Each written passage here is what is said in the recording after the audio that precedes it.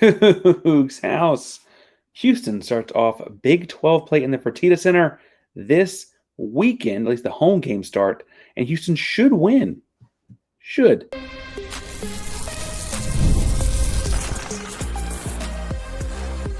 You are Locked On Coogs, your daily podcast on the Houston Cougars, part of the Locked On Podcast Network, your team every day.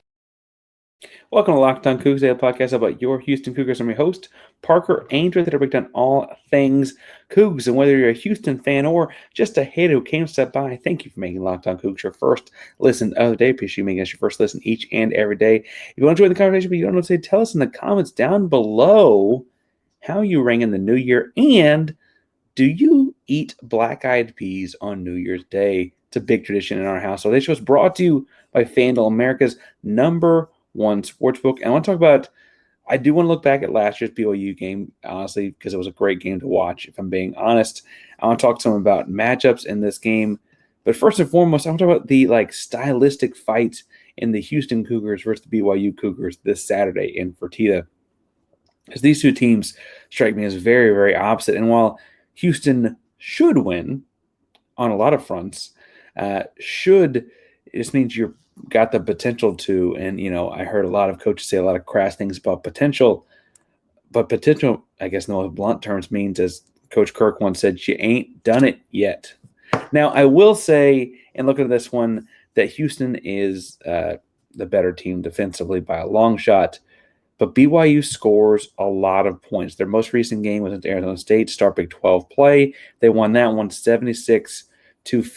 Another notable game on the schedule. They lost to Ole Miss in overtime, 96-85. Sounds like the super secret scrimmage that may or may not have happened between Houston and Ole Miss back before the season started was a very tight contest. That game getting into overtime feels indicative to how this one could go on the transitive property kind of idea. BYU also lost to Providence 83-64. That 64 number is key to me looking at BYU, because BYU has only been held under 70 twice this season, only held under 80 4 times thus far. Really high scoring basketball team, put up a lot of shots, worth a lot of points. They go very, very fast. It was not quite as fast of a pace of play as Oklahoma State last week. I guess at this point, that is earlier this week. Just feels like a long time ago at this point. Didn't get to talk to you in the first.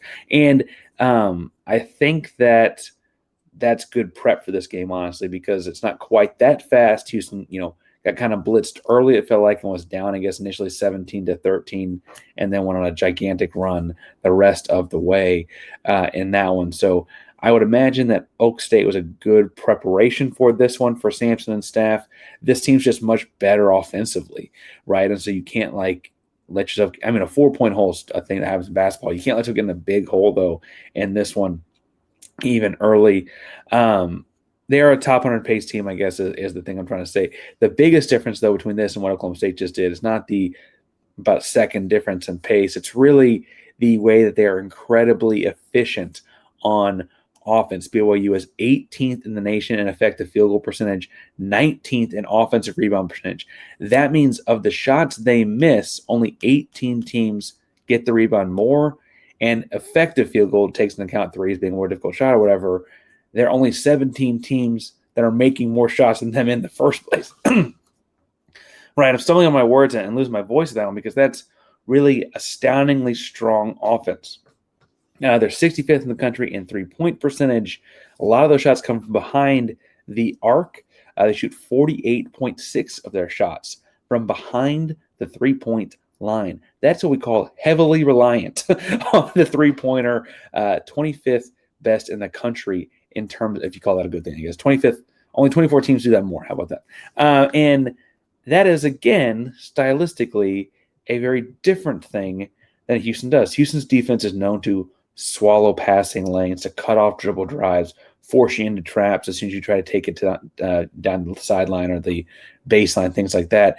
These guys are catching and shooting threes. There's not a whole lot of dribble drive happening, right? And so Houston's got to do a really good job of running them off the three-point line, right? Closing out shooters in a way that intentionally forces them off the line and makes them look for a different shot, because so clearly and the kinds of things that they're running out there at BYU.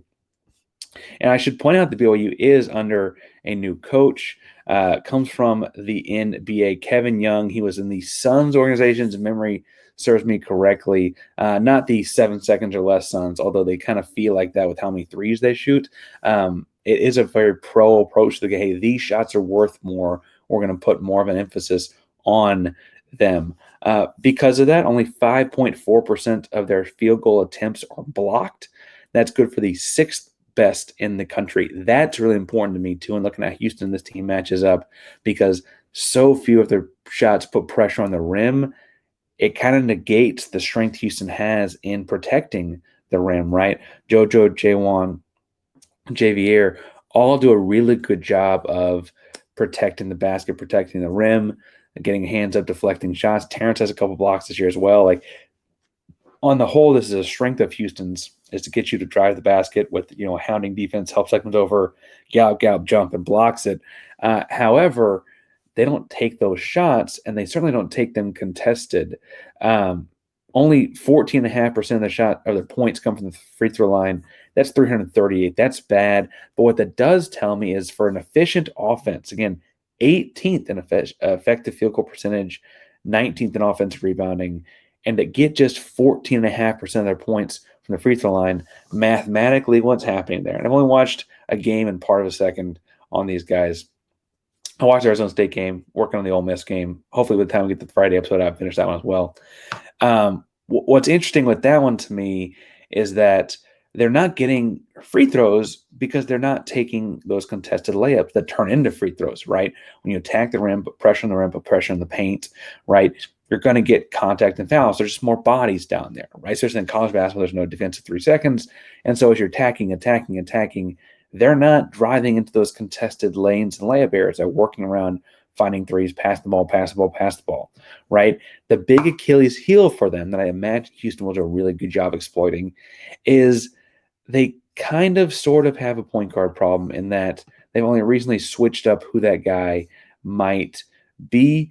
And we'll get to the matchups in the second segment, I promise. But the reason that they have a point guard problem is because they turn the ball over a lot, and they kind of have had to make a switch to take the ball out of some other guys' hands to put it in, bluntly, a large freshman from Russia's hands. Again, get to personnel in a second, but the other guards in the team, basically everyone that's not 6'9", pass the ball okay and kind of dribbles into chaos, right? Now, as they've taken the dribbling responsibility off those guys, the turnover numbers have come down, but right now on the season, BYU is committing 8 non-steal turnovers a game, meaning like unforced turnovers. And I don't know how much basketball you all coach. That's really bad, right? And so Houston can take advantage if they can get those guys to put the ball on the ground in making unforced turnovers, right? Forcing them into bad position, making them turn the ball over without even having to gamble on a steal necessarily, right? And I think that's really where this game is going to come down to. Like, when I say styles making fights, if Houston can get BYU off the 3-point line, dribble, drive, and attack, this thing's cake. They can't attack the rim very well. They don't finish through tough lanes very well. And you're taking away what they want to do. You'll see, same way when Houston played Oklahoma State and they want to play really fast, after the first shot was open, Oklahoma State got a couple shot clock violations trying to find a second one, right? I imagine that if they're having success in shutting down the 3-point line, Houston will do the same thing in this one. That being said, I don't know that it's foolproof, and I worry that BYU's offense will still be effective because they do have big, tall, long shooters, right? They can shoot over the top of defenses, and you got to be a lot tighter to them for them to be covered, right? If you're 6'9", blocking your shot means you got to be more than a foot. I mean, you got to be closer than a foot and a half, right? You got to be close, like more than arm's length, because you also got to get up with it. And I worry that, like, while Houston's defensive effort against Oklahoma State was great, again, held them to 47 points, that's great. The offense wasn't. And I think that even with a great defensive effort in this one, Houston is going to have to find a way to score points. I want to talk about the individual matchups in a second and kind of why some of those matchups are going to be fun to watch, but make it a close game. in a second. But first, today's show, as we said, is brought to you by FanDuel, America's number one sports book. NFL playoffs are almost here, and my fantasy playoffs for me have been over. But I can still get on the action with FanDuel. It's not too late to get in the regular season action either with America's number one sportsbook, because right now new customers can finish the season strong with $250 in bonus bets. $250 back in bonus bets if that first $5 bet hits.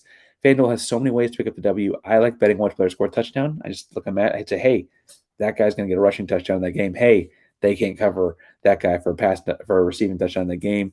Put down $5. It hits. If it's your first bet, $250 back for the $5 bets hitting. Big time wins in FanDuel. It's FanDuel.com to join today. It's FanDuel.com for your chance at $250 back in bonus bets. Make every moment more with FanDuel, official sports partner of the NFL.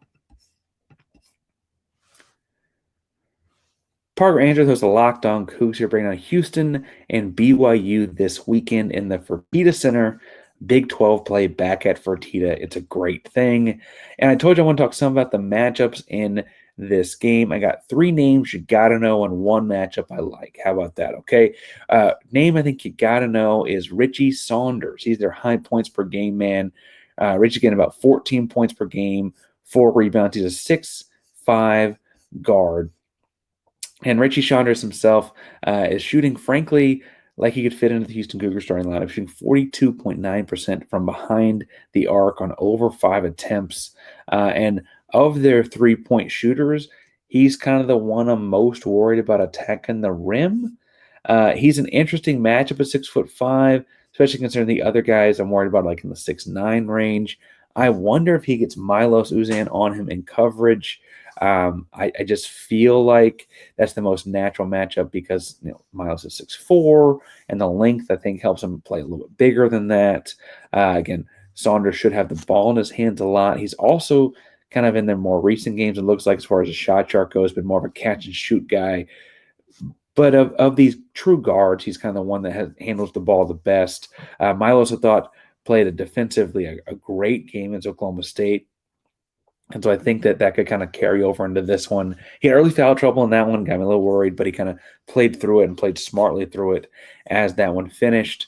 So I imagine that's the matchup you see here. The next 2 guys, the ones that I don't know where the matchup comes from, and it's a pair of freshmen. The first one is Kannon Catchings. Kannon Catchings is a 6'9", 190-pound, their highest ranked recruit for what it's worth. He was top 40 in the consensus rankings last year at a high school. He's an 11 points per game, 3.5 rebounds, and Kannon Catchings is their second leading scorer. And he's not shooting nearly as many from behind the arc. He's not the catch and shoot threat at 6'9". He's catching it typically a lot closer to the rim, but he does the pick and pop kind of stuff, and he shoots it from behind the arc at, let's just say a pretty effective clip at 33%, right? And so, I'm sorry, I got this backwards. I got my guys backwards. Kannon Catchings, 6.33 per game at 33%. Next time I need to not write my notes by hand. But what I'm getting at is that he's an interesting matchup at 6'9". And I don't think you put a manual on him, even though he is 6 foot. He's a perimeter guy. And I don't know that I put a manual on him because, Manuel's got long arms, and Manuel's a very strong, sturdy base kind of guy that can hang out with him if he wanted to drive. I feel like the length and contesting that shot and keeping up with him makes him a lot more of honestly, a Jwan Roberts matchup. I know that it's weird to put your power forward out here on the perimeter with Kannon Catchings. They do technically list him as a forward, and he does start at that spot, at that kind of 3-4 swing spot. He doesn't play down by the rim like Jwan's used to playing, but I think Jwan's proven and past points of his college career that he can hang out there. Obviously, this is like premier back when Jarris Walker was on the team kind of category where you put him out there on the perimeter, not losing sleep about it. I'm not losing a lot of sleep about Kannon Catchings out there or anything like that. But I do think I do think that that's an awkward matchup at 6'9" for a perimeter guy because of how much time he spends out there on the pop. I will say, if you can make him put on the ground, you got a good chance to get the ball back yourself. So play the shot off the pop. You can recover after everything else. I think that's the Roberts matchup. The biggest matchup in this game, though, is going to be what Houston does with Igor Demin. And Igor Demin, I've been pronouncing Demon for a long time because I think that's the kind of guy that makes you lose sleep. At 6'9", 190 pounds with long arms, he doesn't seem to have a position. He's 12.2 points per game, also leads them in assists with 5.9, 4.5 rebounds. He does that very well. He does a lot of different things. I would, in a critical moment, say I don't know that he can cover a lot of Houston's guys either. He struggles on the defensive side of the floor. He's from Russia, but played his semi-pro basketball, I should say, as he's now technically legally an amateur. I don't know, but he played in Spain last year. For a Spanish club in Madrid. Checks notes. Yes, for Real Madrid. And I feel like he is the kind of guy that he is an impact freshman that has a legitimate chance to win Big 12 Player of the Year. I don't know that BYU will win enough games to get him that award. He is their best player. He is a very universally hard to cover player. He does a lot of things very well. And if Houston's not ready for him, the same way Momlovic last year at Iowa State gave them problems, this Igor Demin guy could also give them problems. I think, and this is where I may be different. I think you alternate on him between Emmanuel Sharp and Terrence Arsenault, because he's shooting less threes per game. He's shooting less than 5, admittedly at a 34% clip, than Kannon Catchings is. And so I don't think you're worried about necessarily shooting a bunch of shots. Further, I think you want the lower to the ground body because you want to kind of stay in front of him because he's really the only guy that is going to be a real threat to drive and kick to open, to make a high-level pass or a pass that beats a defense for a kick. Like anyone can drive and kick to an open guy. That's not the hard thing. But to drive and kick to a guy that you're making open with the pass, that's something special, guards. That's something Jamal did so well for Houston last year, right? And frankly, Igor does that very well for BYU. Part of it's because he's 6'9". He can see over a lot of things. And so I could see that being, the kind of reason to put a bigger guy on him. But I really think you're going to be alternating between Emmanuel Sharp and whenever Terrence is in the game, using that length to your advantage and getting in his vision, getting in his passing lanes, and kind of putting ball pressure on him. Those are the two guys that she's sharing this. Obviously, as a starter, Igor Demin is. I imagine we get a lot more Emmanuel Sharp, also a starter, right? But really, he's impressive. And if when BYU wins games, it will be because he played well, right? So BYU beat Arizona State by 20. It's because Igor Demin played really well. I think Houston wins on Saturday in Fertitta Center, but if something were to go south, I think it'd be because they'd had trouble in the matchup with Igor. I think it's an Emmanuel Sharp kind of matchup. Again, he's maturing. He's growing. The Momlovic guy from Iowa State last year gave him problems, but that was a younger, different Crash. Emmanuel Sharp Crash. I think this is a different guy now. The matchup, though, I'm interested in seeing that I think Houston could win and thus win the game is actually none of those. And it's not even a high points per game kind of guy. It's really a bench big that plays a lot of minutes for them, and that's Keita, who's getting 7 points and 9 rebounds per game. Now, Keita has so I say a bench guy because he plays less minutes than the guys coming off the bench. He's technically the only listed center for BYU. Keita is listed at 6'7" and a center. Yes, the other perimeter guys I've mentioned have all been taller at 6'9". Doesn't seem to make much sense, but Keita has crazy long arms and wingspan.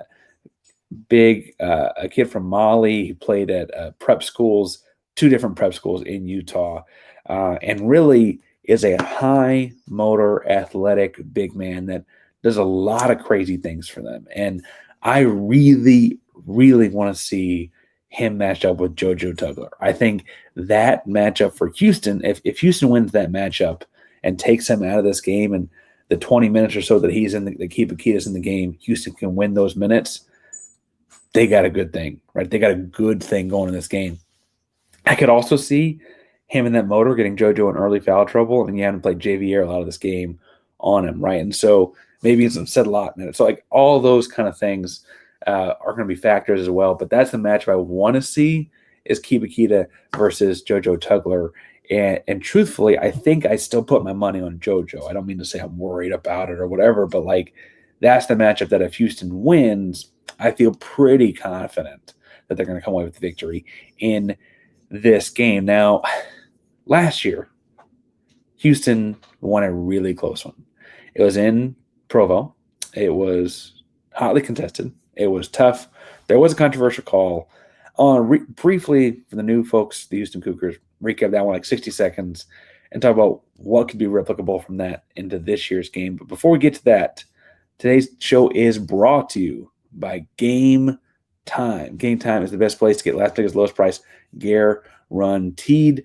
I love going to live events. I like sports. I like comedy. I like theater. Especially, you want to win some bonus points here, guys. Girl goes with you to the sports games. You take her to the theater. I'm telling you, you're going to enjoy it more than you realize. But whatever the case may be, all of those memories come from Game Time. Game Time has made it even easier for you to get tickets for your favorite events with a new feature, Game Time Picks. The feature filters out all the fluff. I'm going to show you incredible deals on seats so you don't have to waste time searching through thousands of tickets.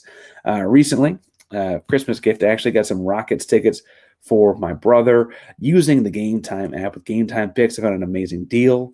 I could get view from the seats that he was going to be sitting in before I bought them. I could also see how that value and the amazing deal is getting stacked up to other values in the stadium. The super deal was really impressive, offering great unbeatable prices.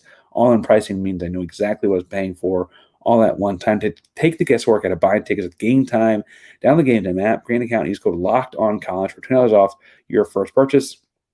Terms apply. Again, create an account, redeem code LOCKEDONCollege, LOCKEDONCOLLEGE for $20 off. Download Game Time today. What time is it? It's Game Time. Parker Ainsworth, the Locked On Coogs. We're talking about Houston and BYU. And last year, this was actually one of the more fun games of the year because it was Houston's third conference road game. If you remember, Houston lost their first two conference road games. And it felt like at one point, like, oh my gosh, what's happening? Is the sky falling? Is Houston never going to win a road game ever again? Is this conference that hard? And I do think this conference is that challenging, is that difficult, and winning on the road in it is tough. But this game kind of cemented for a lot of people, myself included, that Houston really could win the Big 12 conference. Ultimately did win the regular season Big 12 conference, right? And so if you go back to last year, Houston was up double digits about 10 minutes left, and then BYU starts a run, right? Home crowd got behind it. They finally attacked the rim, got inside, did it by posting up, did it by attacking. And while schematically they've changed coaches, and so Mark Pope is now at Kentucky, and right, they did. So the schematics don't matter as much for this year. They clearly had something on the Cougs. They had some sort of the Houston Cougars number there at the end, right? Made a transition three with about 2 minutes left that tied it up. And then there was like a rough, dry, I think it was about a minute where no team scored, a bunch of tough rebounds. Nobody could put the ball in the basket, whatever. And then on a tough rebound, Houston gets the ball out of bounds on the sideline on the BYU side of the floor. There's an inbounds pass where Jamal pump fakes, and the BYU guy jacks up Emmanuel Sharp, right? Just knocks him over. And BYU says he's flopping and the ball's not in bounds. And did he trip? Did he slide? Did whatever? I mean, I think he got hit pretty hard, but whatever. And the wild foul, BYU says not foul, but the wild foul gets called a foul, and Sharp gets to go shoot free throws. And then after Sharp makes his free throws, he just comes out and gets a stop. And Jamal Shead is one of the most impressive defensive rebounds even in his career at Houston, right? As far as defensive rebounds go. Offensive rebounds, the putback and saying, but that's not here there. Incredible, deep, tough defensive rebound. He gets fouled, makes his free throws, solidified, dagger the game, etc. And I asked the question, And as comparing this team this year to last year, we continue to go back to the probably unfair comparison of, is this actually replicable? Is Houston able to repeat the success they had a year ago without Jamal Shead on the roster? Is that something they can actually do? And I understand that Jamal Shead had that rebound. And I understand that Jamal Shead pump faked the ball in a way that got them to foul Emmanuel Sharp. I don't know if that was necessarily on purpose. I wonder if, frankly, had Emmanuel Sharp not fallen, if he probably throws the ball in and gets stolen. Like, what would happen, right?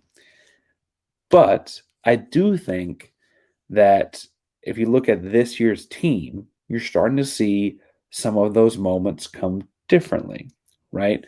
Against Oklahoma State, right? Milos, for all his offensive faults, had a much better defensive showing, right? Really also had a pretty good game distributing the ball and stuff like that, doing normal point guard duties. LJ Cryer got hot from behind the arc. Emmanuel Sharp's still the same guy. He still crashed. He's still throwing his body around and made an impact on winning against Oklahoma State, even if he didn't score the ball as effectively as he has been. He had just 2 points a game, right? And you also have the literal same cast of characters with the bigs. And I feel like even without Jamal, that game last year, while it had his fingerprints all over it, I mean, the last 2.5 minutes of that game, you don't win without a guy like Jamal leading down the floor and the leadership he's got. I do feel like this is an opportunity. This is a moment where a lot of the other parts of that are completely replicable. It wasn't him getting 29 against Texas. It wasn't him getting the last 4 buckets in a row. It wasn't him scoring or assisting on the last 18 points.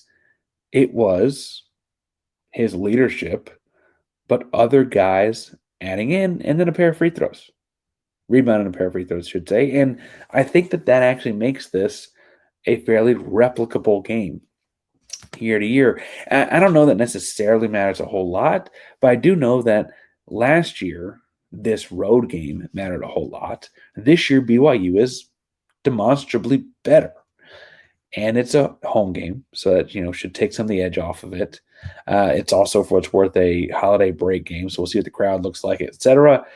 And everyone tells me BYU travels very well, so I guess we'll also see that. I wonder who this year's hero is. Is it Cryer? Is it Sharp? Is it Arsenault? Frankly, before Oklahoma State, I was going to say it was Arsenault. And then he had a rough first game in the Big 12. Remember, he didn't get to play in the Big 12 games last year. He got hurt. I wonder if his second game in the Big 12 back at Fertitta at home, he kind of feels more like himself, and it does become him as that guy. Because remember, Jamal Shead has owned, before Big 12 play, he was kind of good. He was good. And then first couple games Big 12 play, those couple road games, and then it was his turn, right? You could see Terrence doing that right now. You could see Milos doing it, frankly, right? You could see a lot of guys doing it. Tomorrow's Locked On Coogs. I'm working on getting a crossover with BYU to talk some hoops. He watched the hoops pretty closely, Jake does. And we'll talk more about, four-guard lineups versus the big lineup they roll out there at BYU, and how much you'll see of this, that, and the other thing, and things like that. But regardless, I do see this, for whatever reason, as a bigger game than just a normal conference game. And it's not that BYU is even ranked crazy high in any statistical category except for the offensive efficiency stats I listed at the top of the show.